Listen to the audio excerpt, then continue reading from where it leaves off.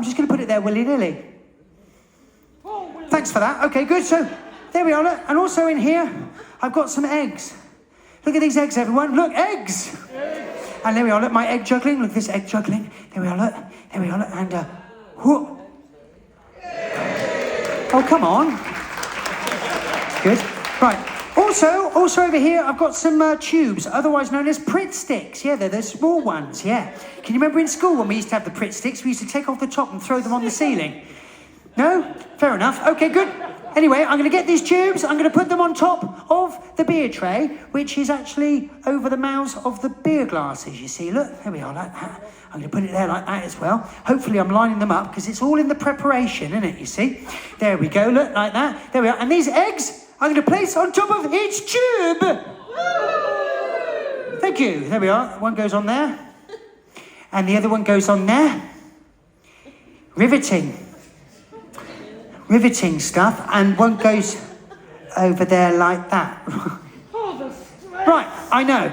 Right, so there we are. Look, it's all set up. Hopefully this is going to work. I think it's all up there and wonderful. That's good. Now, well, I'm going to prove you wrong. Now, ladies and gentlemen, this is when the theatricality comes into place. This is what's going to happen. I, Ben Langley, am going to approach the table at the speed of a leopard. Right. I will then hit the tray like so. The tray's going to shoot out. Okay? So land over there. That lovely lady in table 12, she's going to jump up and she's going to catch it in her mouth. But don't look at her. No, she'll just be a gibbering wreck on the floor like a dolphin.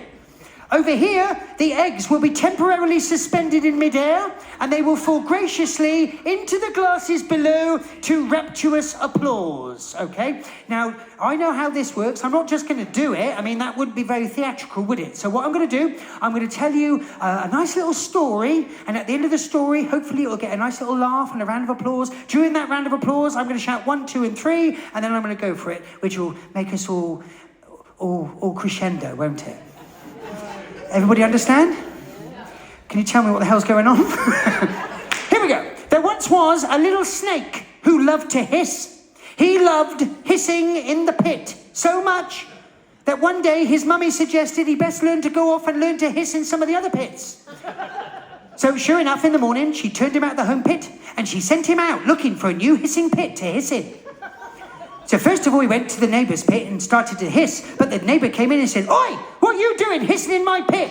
Go off and find your own hissing pit and hiss in it." Well, he didn't go home, did he? Because he knew his mummy and daddy were at home hissing in their pit, and he knew better than to go back home and start hissing in his own pit. So he went across the road and he asked the snakes there if he could hiss in their pit. And they went, "Well, thanks for asking, mate, but if you're not allowed to hiss in your own pit, you better not get caught hissing in our pit. Go off and find your own hissing pit and hiss in it." Well, he didn't go home, did he? Because he knew his mummy and daddy were at home hissing in their pit, and he knew better than to start hissing in his own pit. So he went up the road to the pit of Miss Potts. Now, Miss Potts had a big hissing pit. She had the biggest, finest hissing pit in the whole area, and nobody had told our little snake he could hiss in her pit. So when she came in from work and found him hissing in her pit, well, she had a hissy fit. She went, "Oi! You're not allowed to hiss in my pit. Go off and find your own hissing pit and hiss in it." Well, this time he went home because he was very, very sad. Aww. And he told his mummy exactly what had happened. He told her that all the snakes had told him he couldn't hiss in their pit. But when he told her about what Miss Potts had said, that's when she really got angry. She shouted, she did, and she said, "Well, ain't that something? And I can remember when Miss Potts didn't even have a pit to hiss in." Come on, a little bit more. Here we go. 1, 2,